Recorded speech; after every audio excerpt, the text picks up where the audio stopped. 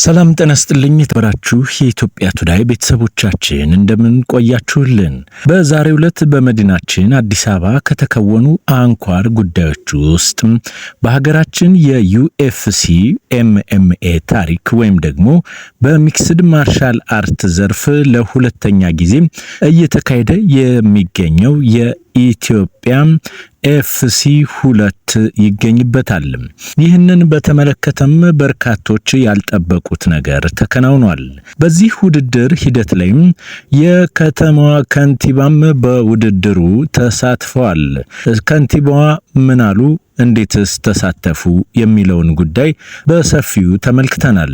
በዚህ ውድድር ያልተጠበቁ ሁነቶችም የተስተናገዱ ሲሆን የሀገራችን የስፖርት አፍቃሪያን በአድዋ መታሰቢያ ሙዚየም ላይ የጠጠር መጣያ እስኪጠፋ ድረስ ቁመው ሲመለከቱና ወደ አዳራሹ ለመግባት ከቀኑ 8 ሰዓት ጀምሮ ተሰልፈው ታይተዋል። የአድዋ መታሰቢያ ሙዚየም በሰፊው በፖሊስ ተከቦ ሁኔታዎችም በአግባቡ እየተስተካከሉ ለተመለከተ ሰው በአድዋ መታሰቢያ ሙዚየም ምን ያክል ሰው የስፖርት አፍቃሪ ነው የሚለውን ያሳየ ክስተትም ሆኗል። ለመሆኑ በአድዋ ሙዚየም በተካሄደው ዩኤፍሲ 2 ማን ከማን ተወዳደሩ? ምን አይነት ውጤትስ ተገኘ?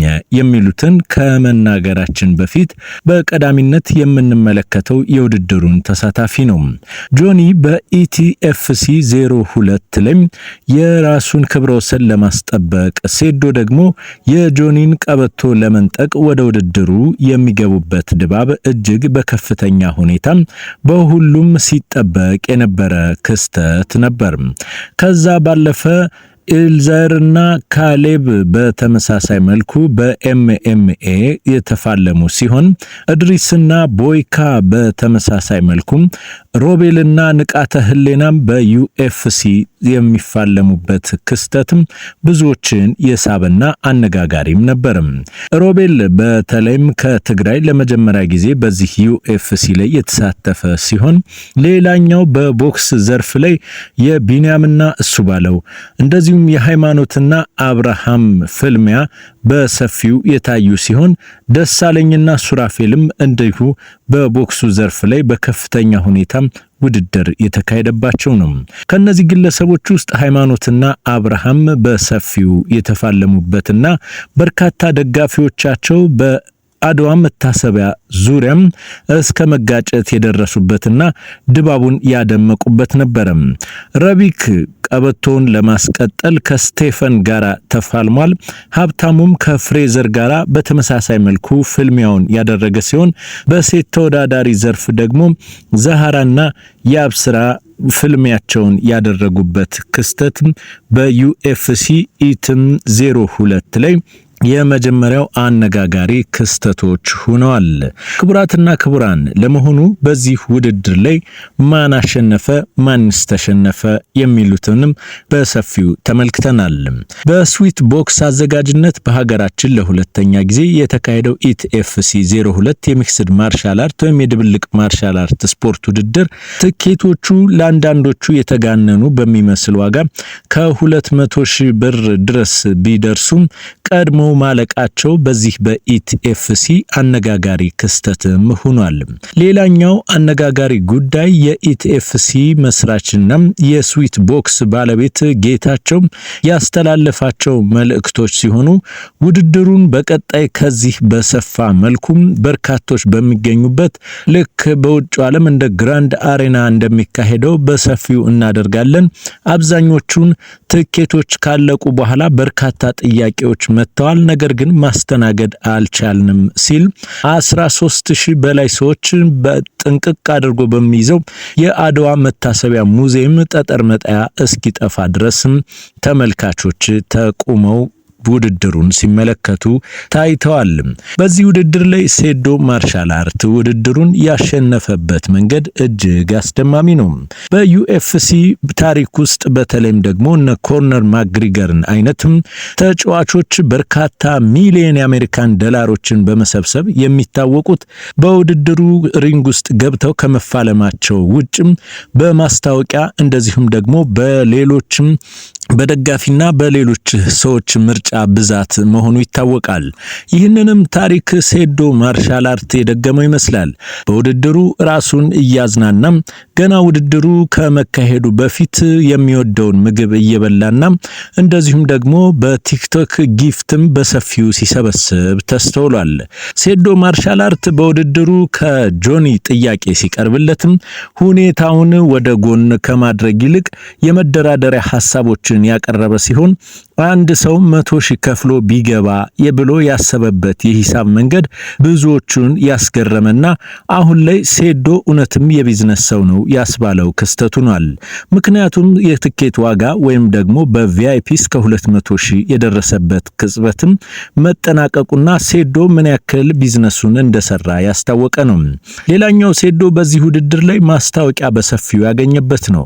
ከሀገር ውስጥ እነ ኦርቢትን መሰል የኤሌክትሮኒክስ ካምፓኒዎች ጋር የሰራቸው ማስታወቂያዎች ጎፈሬ እና ሌሎችም በዚሁ እሱ በሚኖርበት አካባቢና በመዲናችን አዲስ አበባ ከማከናወንም ባለፈ ታይላንድ እንደዚሁም ደግሞ ዱባይ፣ ዩናይትድ አረብ ኤምሬት ድረስ በመሄድ በርካታ ማስታወቂያዎችን ለመስራትም ችሏል። ከዛም በኋላ ከጆኒ ጋር አንድ ጊዜ በእንቁላል መታኝ፣ ሌላ ጊዜ ደግሞ እንቁላል ድግምት ነው የሚሉ የተለያዩ ሐሳቦችን እያነሳ በማህበራዊ ትስስር ገጹም በበርካቶች ዘንድም ሴዶን ለመመልከት ፍላጎት ያላቸው ግለሰቦችም በርካታ ስጦታዎችንም አበርክተውለታል። በዚህ ውድድር ላይ ከጌችና ከጆኒ በላይም ያሸነፈውም ሴዶ ማርሻል አርት ነው ይላሉ በርካቶችም።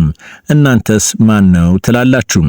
ሌላኛው አነጋጋሪ የታይሰንና የአብርሃም ፍልሚያ ሲሆን በሽሮ ሜዳ ሰመር ካምፕ ውድድር ላይ ሳይቀር ስማቸው በከፍተኛ ሁኔታ እየተነሳ ብዙዎች ብድግ ቁጭ እያሉ ሲያጨበጭቡላቸው የነበሩት የአብርሃምና የታይሰን ወይም ደግሞ የእነዚህ ተፋላሚዎች የፉክክር በማህበራዊ ትስስር ገጽ ላይ በርካታ ፎሎወሮችን እንዲያገኙ ከማድረግ ባለፈ ታይሰን በፕሬስ ሪሊዝ ወይም ጋዜጣዊ መግለጫ ወቅት ላይ የተናገራት የአራዳ ቋንቋም በቲክቶክ ላይ ቫይራል በመሆኗ ምክንያት በርካታ ብሮችን ለመሰብሰብም ችሏል። ማስታወቂያዎችንም የመስራትንም እድል አግኝቷል። ሌላኛው አነጋጋሪው ክስተትም በተለይም ደግሞ የንቃተ ህሊና ነው።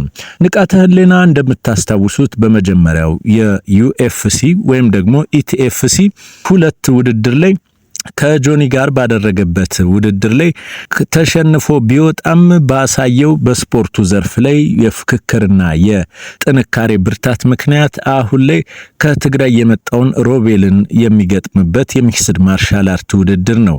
በዚህም ንቃተ ህሊና በበርካቶች ዘንድ ተቀባይነትን ከማግኘት ባለፈ ለቤተሰቦቹን ህይወት ቀይሯል። በቦንጋም የኢቲኤፍሲ መስራች እንደዚሁም የስዊት ቦክስ ባለቤትና መስራችን ጌችን ሳይቀር በቦንጋ በርካታ ካሬ ሜትር ቦታ መስሪያ ቦታ እስከ ማግኘት ደርሷል። ማስታወቂያዎችንም የሰራበት ቅጽበት ነው። ሌላኛው ከዚሁ ጋር በተያያዘም የአድቨርታይዝመንትና ሌሎች ጉዳዮችም በተመሳሳይ መልኩ ኢቲኤፍሲ 02 አድዋ ፋይት ናይት ለማግኘት ችሏል።